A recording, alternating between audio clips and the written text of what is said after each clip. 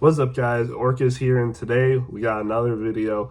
Today, it's a crazy one. I mean, say what you will about NASCAR in the next gen era, but man, I think they have been putting on some pretty crazy races lately. Last week at New Hampshire was, it was all right. It was actually, for New Hampshire, actually, it was a pretty good race, to be honest, last week. And this week at Kansas, man, Kansas delivers once again. I mean, never fails to deliver at least once a year. The spring race was okay, I remember, but this race was crazy, especially towards the end. I mean, holy, like what how does this keep happening? Like insane finish at the end, crazy stuff happens towards the end, playoff implications, like holy, what a race. But honestly, it didn't start that way. Stage one and two, for the most part, stage one and two were okay for the most part. Denny Hamlin was by far the was by I maybe not by far, but clearly I would say the best car in this race. I mean, Denny Hamlin had a great race today, won both stages, had the fastest lap time too. The only thing missing was him getting that win, and man, he was so darn close to getting that win. But holy, we got to talk about the finish first, because Chase Elliott absolutely stole this race from the Toyotas. Final restart. Picture this. Final restart. Second overtime. 2 laps to go. 5 Toyotas are leading. You had, I think, Bubba Wallace or Christopher Bell in first. Interchangeable with in second. And then Chase Briscoe third. Christopher Bell, or no, not Christopher Bell. Tyler Reddick, I think, fourth. Denny Hamlin, fifth. 5 Toyotas in the lead. And then I think it was either Chase Elliott or Kyle Larson or William Byron, whoever, in fifth or sixth. On the final lap, it's still Chase Elliott in like fifth or sixth. And on the final lap, the Toyotas just crumbled. Obviously, it was safe to say Chase Briscoe, I don't think, had a winning car today. Was able to qualify well, lead a couple laps at the start, but after that, wasn't really able to get up front. He still finished pretty respectably. A top 5 finish, can't really go wrong with that, especially if you're Chase Briscoe and was above the cut line to start this race. But it could have gone bad for him, because Tyler Reddick or Bubba Wallace could have won this race, and he could have been close to the cut line, like really close. Fortunately, at the end, Joey Logano didn't have a great race, but if Joey Logano had a decent race as well at the end, Chase Briscoe could be the one that would be like right on the cut line. So yeah, he's very fortunate. Briscoe is very fortunate neither Tyler Reddick or Bubba Wallace won this race. Because Denny Hamlin, man, he did have the best car. Let's be real. Denny Hamlin had the best car today. Christopher Bell, Bubba Wallace also had really good cars. A couple of the Hendrick cars were really good. Kyle Larson had a decent car today. And obviously, Chase Elliott, man, what a race. I mean, this has probably got to be the most exciting, this probably got to be the most exciting race Chase Elliott's ever won. Atlanta was pretty good also, Atlanta. The second Atlanta race was also pretty good, I will admit, but I think this one tops it. I do. I think this one was a better race, really. I do. This race was, I mean, especially towards the end, and even like towards the middle, you were having some really good racing between the leaders and even mid-pack. Like it was hard racing today. I can see why people like this racetrack, especially even the drivers. The drivers love this track. I mean, we definitely won't be stopping coming here probably ever. I think Kansas will stay on the schedule for a long time. And honestly, I hope that Kansas doesn't lose a date, because, I mean, if we have more opportunities to have racing like this, I think it's worth it to have two races, especially the one in the spring. The one in the spring can be really special, as we've seen in the past.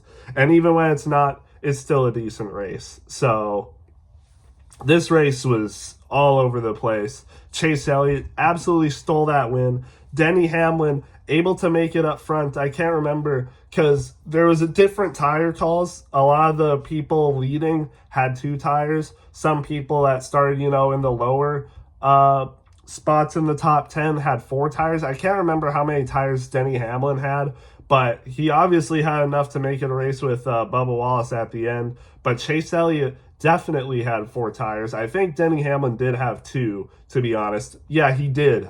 He did. Because Denny Hamlin had a slower stop, actually.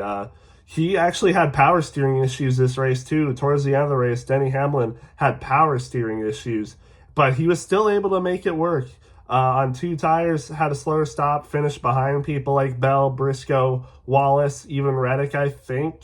And but was still able to make it out up front because Denny Hamlin, I mean, this looks like a better Denny Hamlin than what I've seen the past 2 years. This looks like a Denny Hamlin that can win the championship, in all fairness, or at least make it to the championship.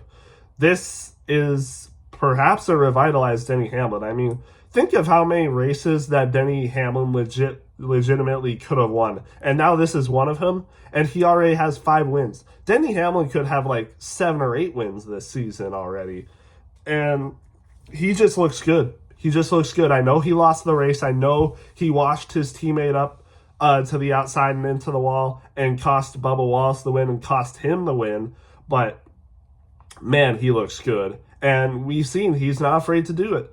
We see that he's not afraid to race even his own teammates, even his own cars like this. Denny Hamlin is doing whatever it takes to win, and people are going to get mad at him for it, but I respect this. I respect this fight from Denny Hamlin. I know it cost him the win, but honestly, if he didn't make a move like that, Bubba Wallace could have won the race. And perhaps maybe I'm not as mad about it because it benefits my driver, Chase Briscoe. If Bubba Wallace won this race, Briscoe would be close to the cut line, like way closer, and he would be feeling a lot of pressure going to the Charlotte Roval. But now that Denny Hamlin won, Chase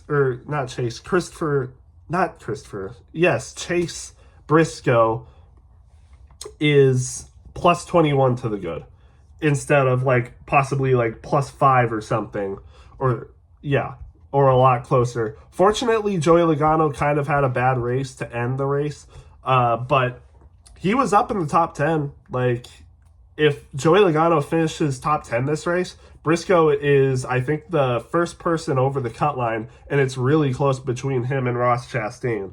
But instead of Bubba Wallace or Tyler Reddick winning, especially Bubba Wallace because he was going to win that race, possibly, instead of that, Bubba Wallace finishes 5th, but is, let's see, minus 26. And I'm pretty sure he was minus 27 coming into this race. So no matter that Bubba Wallace had 37 points for this race, decent race, and was battling for the win, led 13 laps also, still is minus 26 and basically in a must-win situation unless something absolutely terrible happens to certain drivers.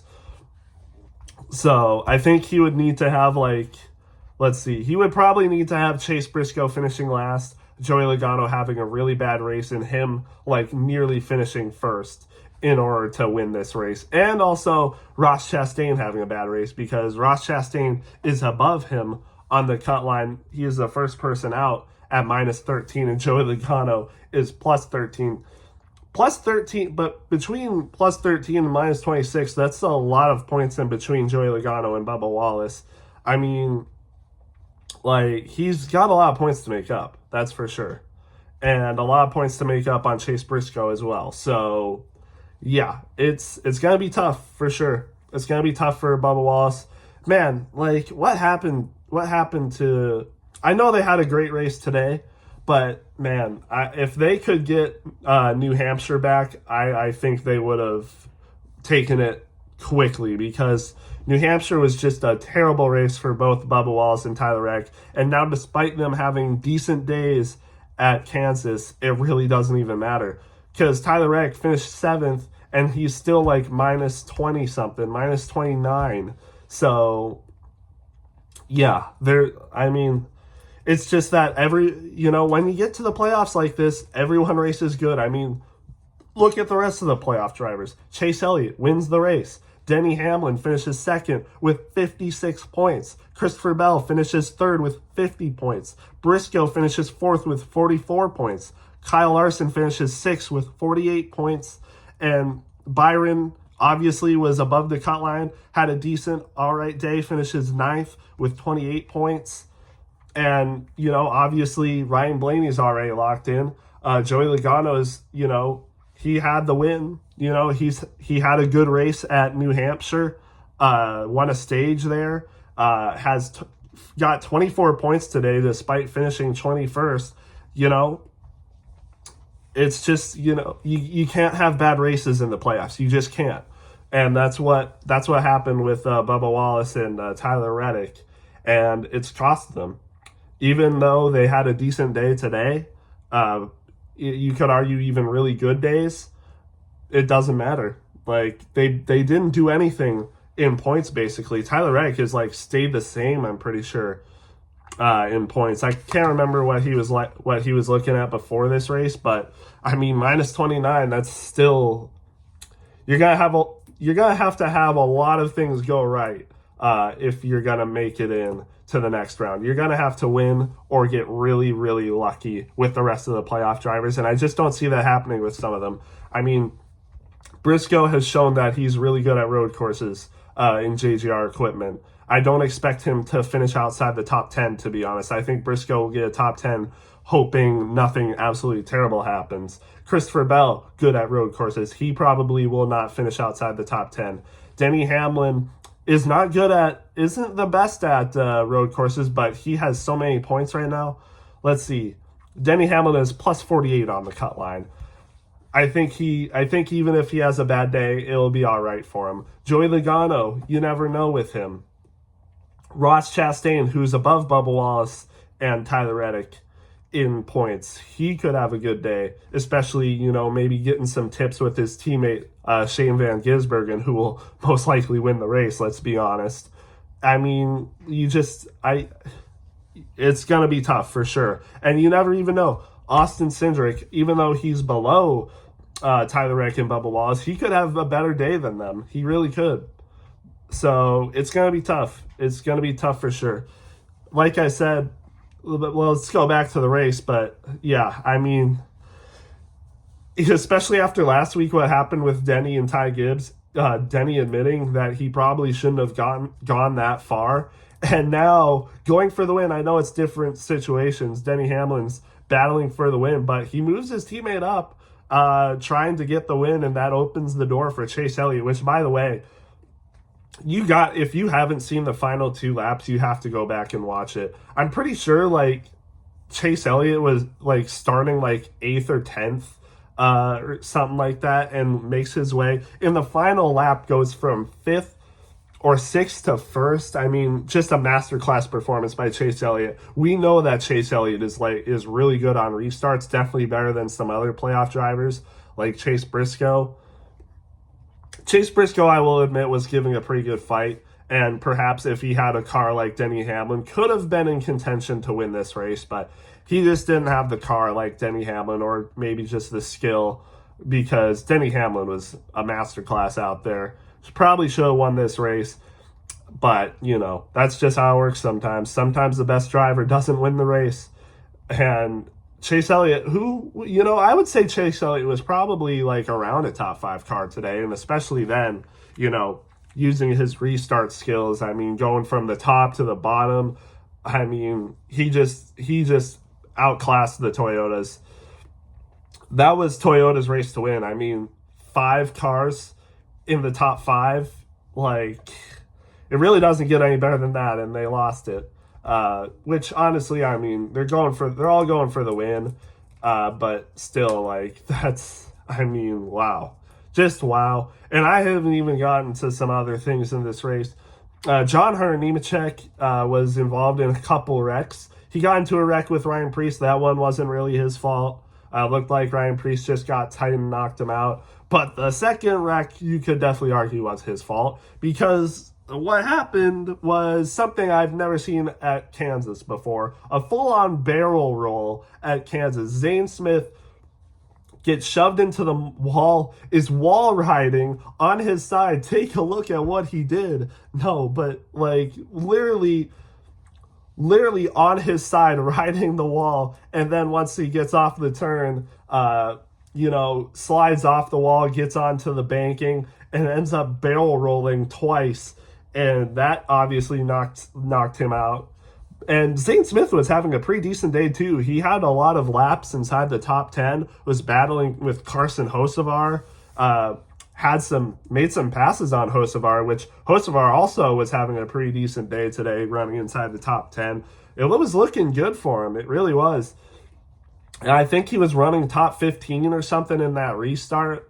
And John Hunter Nemechek just kind of pushes him into the wall. We've seen this before when people get pushed onto the wall. They get on their side onto the wall.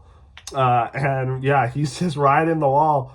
Gets off the wall and then barrel rolls, and obviously his day was over after that. I'm glad he's okay, but yeah, I mean, there's really nothing that could be done to prevent that, to be honest. Roof flaps are not going to help that, but hey, I mean, like, that was crazy to watch. I mean, the ending of this race, absolutely crazy. We had a caution to get them into overtime in the first place. It was from Kyle Busch's tire falling off, which ended up causing a debris caution. And that's how we got there. It really is. And yeah, by the way, Kyle Busch just continuing to have not a great day at all. I mean, it's just really unfortunate to see what's going on with Kyle Busch. He ends up with the top 20 today, but still, he was running outside the top 30 for a lot of this day. Just kind of sad stuff. But yeah, Zane Smith in that wreck with John Hunter Nemechek and Josh Berry. John Hunter Nemechek and Josh Berry also had some pretty hard hits into the outside wall, which ended their days. But yeah, Zane Smith definitely, I would say, got the worst of that, riding the wall and then barrel rolls on the pavement. Definitely, it looked a little slow, but that definitely wasn't a soft impact. Definitely not. I mean, Zane Smith was definitely felt that and was definitely a little frustrated with that, I bet. Was released from the infield care center, fortunately, and was able to have an interview before the race even ended. But yeah, that was just rough. Also, that caused a red flag. Also, that was a huge wreck. And there was a wreck before that too. I can't really remember it all that much. I know that AJ Allmendinger was involved in it, as well as Ricky Stenhouse, which they ended up finishing lower than Zane Smith because that happened earlier in the race. I can't remember exactly what happened. I can't really recollect it because the race was yesterday and I'm making this Monday morning. But, I mean, this race, even in the beginning, it was actually pretty good, the racing.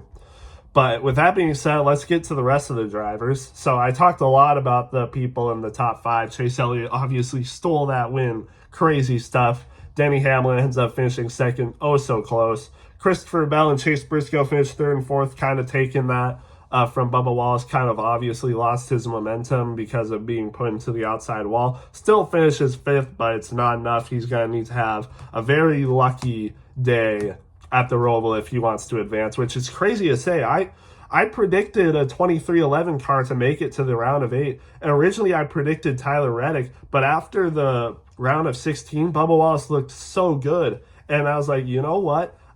If I could switch my bet, I would predict Bubba Wallace to make it to the next round over Reddick. But now it looks like neither of them might do it. I know that Reddick can be good at road courses. It hasn't really been a great year for Reddick on road courses, to be honest. Bubba Wallace can be sneaky good at road courses too, but do I really expect Bubba Wallace to win the race over someone like SVG and even AJ Allmendinger and some other drivers? I don't really think so. And, just unfortunate. I mean, New Hampshire was really just an unfortunate race for them. I mean, if New Hampshire goes good for them, we are talking a completely different situation for them. The cut line could be really, really close right now, but instead they're both below minus 25. So just unfortunate for them. Kyle Larson ends up finishing sixth. Respectable day today. Was running up front for a little bit. Just kind of fell back. Still, though, solid day for him. 48 points on the day. He's definitely basically locked in to the next round. I mean, besides Chase Elliott and Ryan Blaney, who are already locked into the round of 8 with wins, Kyle Larson is plus 54. So I think he's doing okay right now. And I don't expect him to have a terrible day at the Roval either. So I imagine he'll probably be locked in to the round of 8 before the race is done, to be honest. So, I mean, yeah. Tyler Reddick, like I said, finishes 7th. I don't want to go without mentioning that his newborn baby Rookie is going through some hard times. Has been to the hospital with a heart condition, I think. So definitely send your prayers out for Rookie and Tyler Reddick and his wife, because they're definitely going through some hard times right now. You could definitely tell with Tyler Reddick in his interview.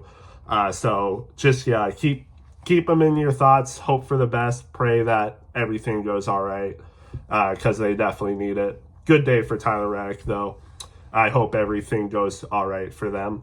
Brad Keselowski, 8th place finish. Top 10, another top 10 for Brad Keselowski. It wasn't looking that great, to be honest, for Brad Keselowski. I think he went like a lap down at one point, at some point in this race, and ends up coming back with an 8th place finish, so good for him.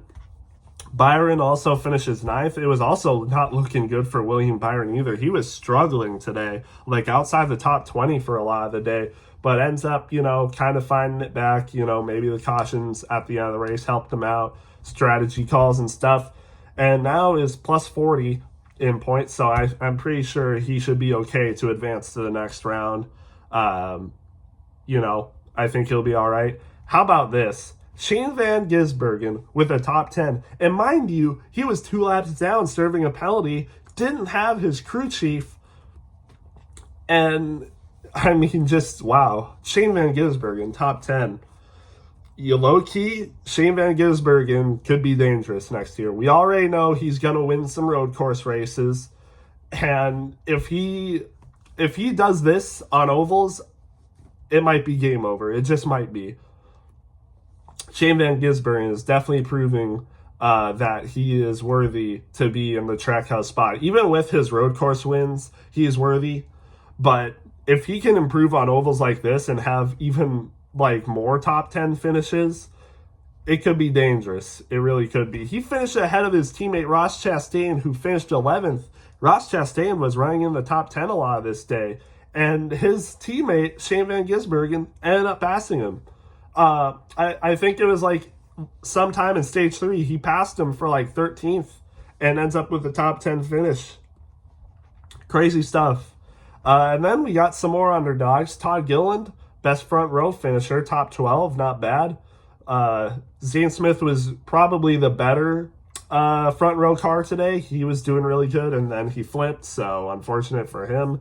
But Todd Gilliland ends up kind of taking that spot with the top 12. Not bad. Ty Dillon with a 13th place finish. How about that? Ty Dillon. Did not expect to see that today. I wonder what they did, because that's kind of unlikely, especially at a place like Kansas.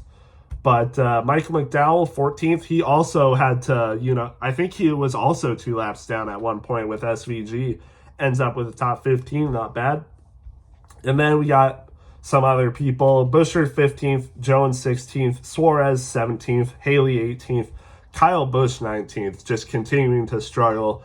I think if it weren't for the final stage, he wouldn't have gotten this far up. He even had that tire come off, still finished 19th, but for a lot of the day, it was not looking good. Cole Custer 20th, Logano, like I said, 21st. He's going to need to have a decent day at the Roval. I mean, he's plus 13 on the cut line, but with people like Ross Chastain, who could definitely be good there, Tyler Reddick, you never know. You just never know. Joey Logano's needs to have a good day. It can't be a repeat of last year. He's not going to get that lucky again. He's going to need to do well enough at the Roval if he wants to advance. Riley Herbst 22nd, Gregson 23rd. I'm pretty sure he was kind of involved in stuff. He was running inside the top 20 for a lot of the day. Blaney 24th, I think he was involved in stuff as well as Ty Gibbs. Finished 24th and 25th respectively.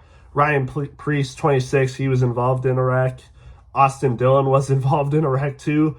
Jeez, come to think of it, there's a lot of people that were involved in wrecks today. I mean, just crazy stuff. Austin Dillon was actually running better than Kyle Busch most of the day, and if not for him getting into a wreck, maybe he would have finished better.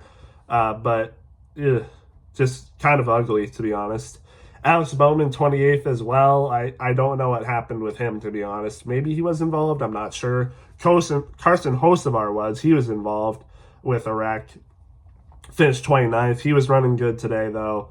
But unfortunately for him and Zane Smith, they both don't get the finishes. Cindric as well, 30th, just not great at all. Yeah.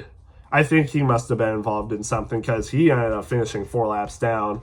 That's not normal for Cindric. Maybe like a few years ago it would be, but not now.